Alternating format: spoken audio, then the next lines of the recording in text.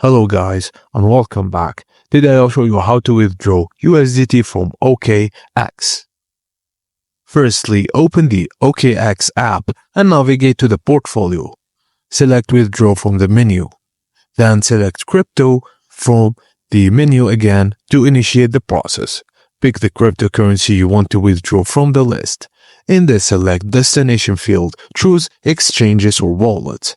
Opt for the on-chain wallet method for blockchain transfers. Choose your preferred network and then fill in the address, amount, and review the network fee.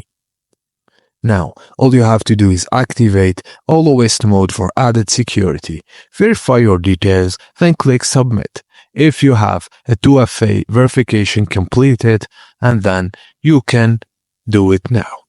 Your withdrawal is complete. And that's it guys. Thank you for watching and please don't forget to like and subscribe for more.